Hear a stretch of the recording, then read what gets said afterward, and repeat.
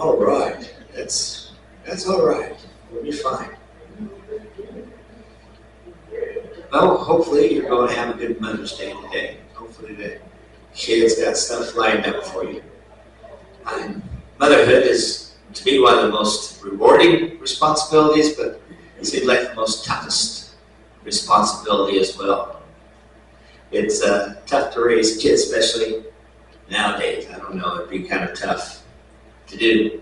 Because basically, this America has kind of lowly positioned mothers. Like it's not worthy and noble. And that's just foolishness to me. They're even trying to eliminate the word mother from the vocabulary, calling it a parent or something like that. I can't imagine calling my mom anything but mom. That's just craziness, and it's just kind of sad. But a lot of mothers have traded their motherhood for careers. And it's done. And it looks like our society is good about forcing people. It takes two incomes sometimes to make it. And when mom's not home and the father's gone away, who's there to take care of the kids? Unfortunately, we're left to schools, video games, and the internet. How do you like those as teachers for kids? I'm not too impressed. Now, there are good teachers out there. I don't want to slam the teachers. But the system is corrupt. It's more about indoctrination of ideologies and all this stuff than teaching the basics to kids. And we can see it in our kids nowadays. They're frail kids. They don't have no backbone. They have no urge to take responsibility. But they're wanting everything. But I think that's what we're teaching our kids in school nowadays. And that's not what needs to be taught. And they're more caring about image. You see, that internet just feeds that frenzy. Oh, how do I look? How do I, I gotta be comfortable with my image. And that's where this transgender came from, People are, well, I'm better off as a female, or someone's better off as a male. They're offering, oh, just poof, you can change. That's the deception, and that's the lie. You might change the plumbing, you might change how you dress, but they're not addressing the big problem in kids' lives. And that's the heart. And that's what the Bible is about. The Bible is not caring about how you dress, that's where you dress modestly. God is about changing the heart so you don't just exist, but you have life and life more abundantly. And absent parents don't help the situation at all. Then we wonder why we got some of the monsters we do today. They're just kids that parents weren't around. And motherhood should be something, to me, should be treasured and honored. Yes. I think so. It's a big responsibility to raise these kids nowadays. It can be a burden at times. Can't take care of it. And take care of your nephew and stuff like that. That can seem like a burden at times. But children are to be a blessing. That's why God decided. I don't know where in our culture we got to where children were not a blessing. They're nothing but a burden. Unfortunately, that's how we waste stuff nowadays. Does it have value? Is it convenient? Is it, and no one can afford to raise a family. The financial burden is always going to be there. And they're getting so well, we can't afford to take care of our parents anymore. So when's this going to stop? You got to start. This culture has to start changing where we look past ourselves and we see others. And we see, for example, China. They decided, okay, you can only have one child or two childs, and so they gave the people, well, you can pick what child you want, and they aborted the rest. And everyone picked a male child to keep their family name going on. So what's happened now is there's no females around for these males. So now they got a demographic problem. So their heritage isn't being carried on anyway. So you got to be careful when you try to play God in the matter. Let God determine to bless you with. Every child should be wanted and is special. We see that in Psalms, even before they come out of the womb. Psalms 139, 13 through 15. You made all the delicate inner parts of my body and knit me together in my mother's womb. Thank you for making me so wonderfully complex. Your workmanship is marvelous. How well I know it. You watched me as I was being formed in utter seclusion, as I was woven together in the dark of the womb. You saw me before I was born. Every day of my life was recorded in your book. Every moment was laid out before a single day had passed. How precious are you. I love King James, how precious are you, Lord. See, God, even a baby in the womb, He knows them, has a plan for them and a purpose, and they're precious in His sight. They're not something to be disregarded, not something, that's inconvenient now. God chooses when to bless people and those children blesses them, those young adults, because it forces them to grow up, take responsibility. But that's being avoided. Oh, you don't have to take on responsibility. Do whatever you want. But God has a plan for everything and everyone. And this culture is pretty good about devaluing life. And that's what we've got to be aware of, because life to God is irreplaceable. There are so many rewards in kids. It's immeasurable. Some days you want to choke the life out of them, right? But they are your kids, and you love them. And they are a reward for you. And God loves them because He sent to each of you a gift called a child or a nephew. Psalms 127, 3 through 5. Children are a gift from the Lord. They are a reward from Him. This is a reward. Children born to a young man are like arrows in a warrior's hands. How joyful is a man whose quiver is full of them. He will not be put to shame when he confronts his accusers at the gates. In fact, they're there to help you. See, if you have 6 big, strong boys around, what family's going to come over and attack you? See, the quiver is full.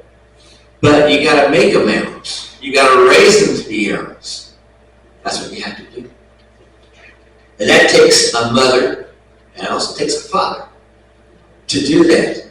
Because you want them to be arrows. You want them to be able to stand and not flee and run and hide. But mothers are awesome. They take care of the children.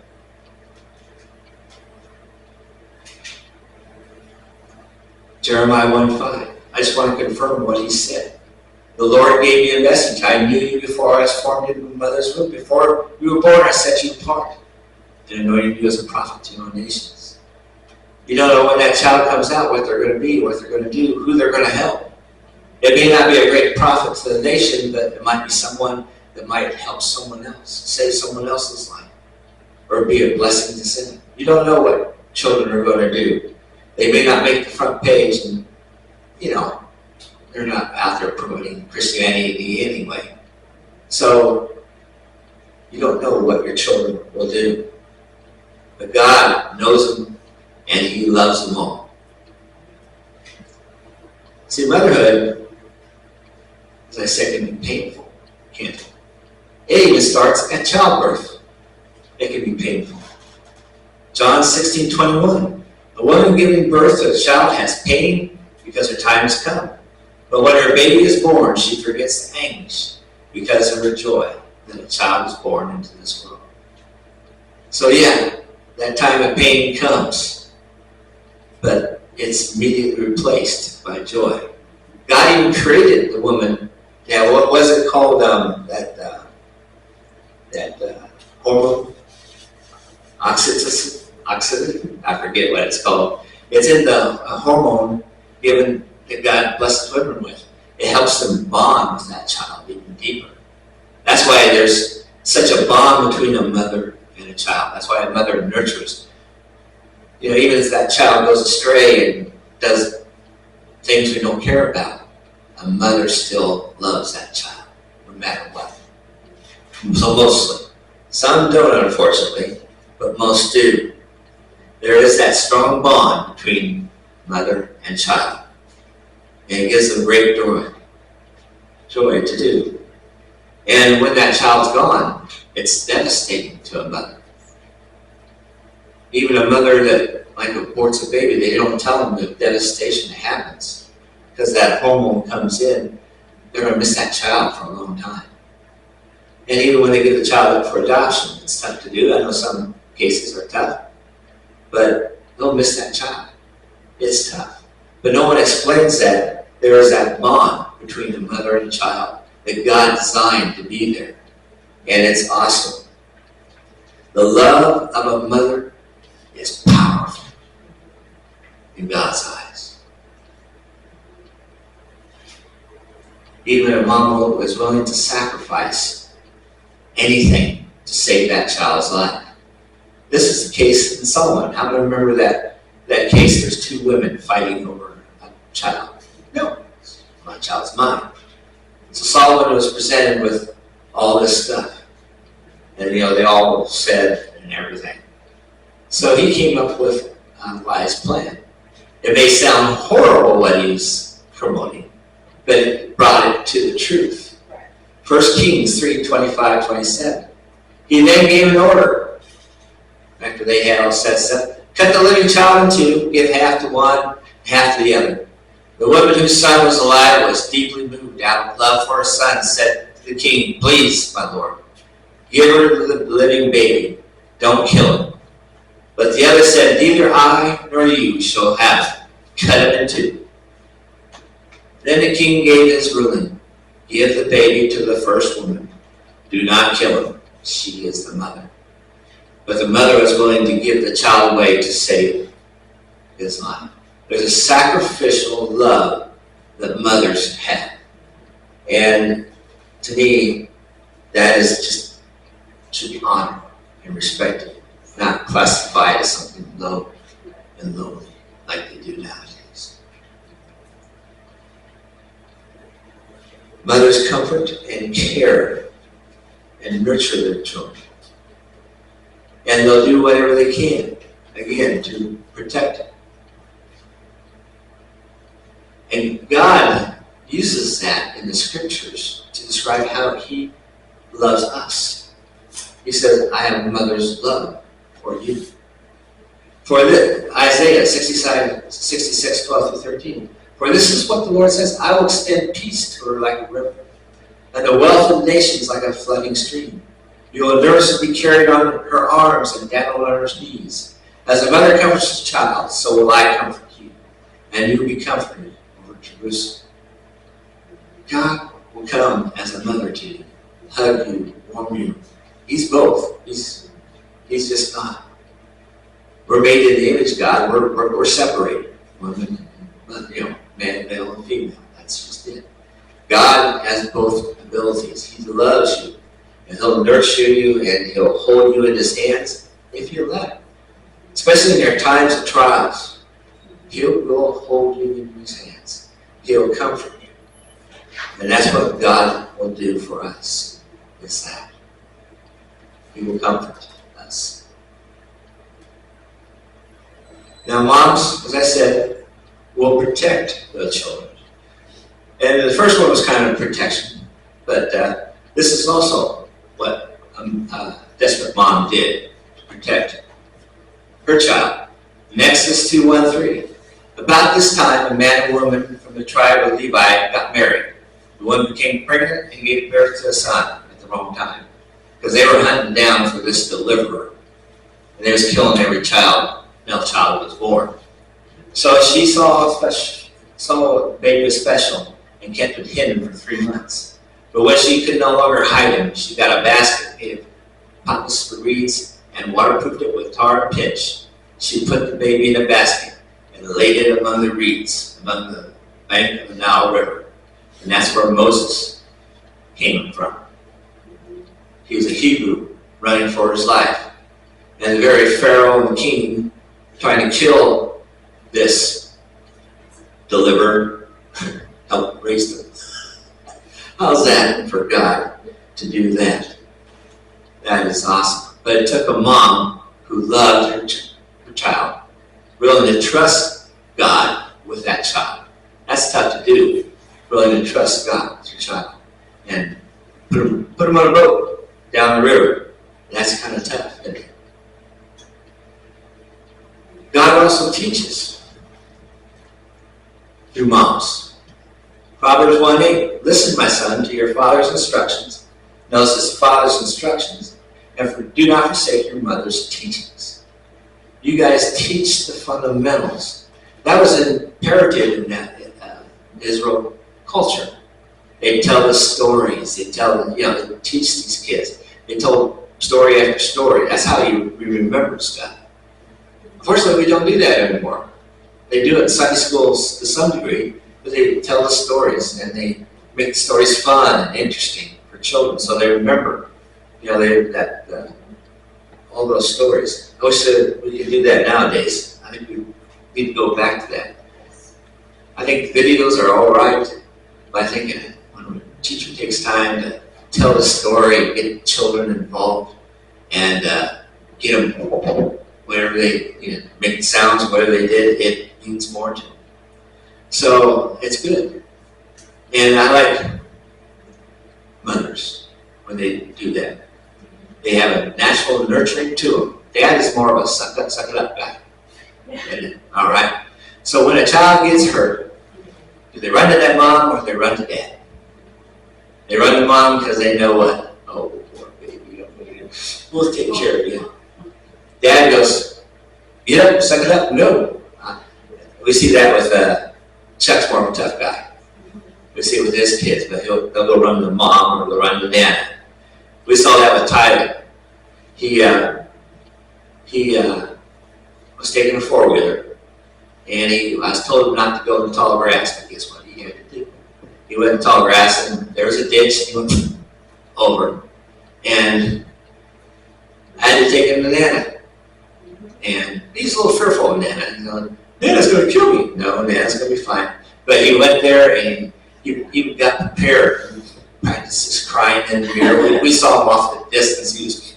So he's getting ready to get that nurturing from Nana. So he knows what's coming.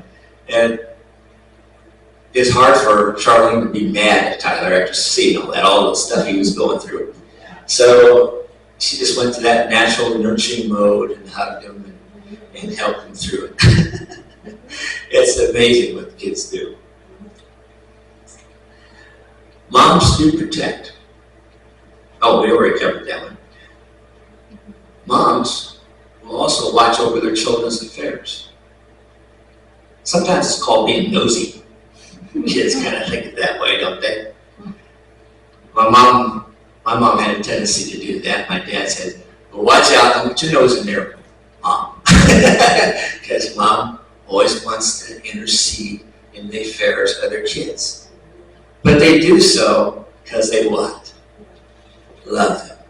And here's one mom that interfered in her child's, but it's a little more serious event. 1 Kings 1:11-21. Then Nathan went to Bathsheba, Solomon's mother, and asked her, having heard that Haggith's son, Adijah,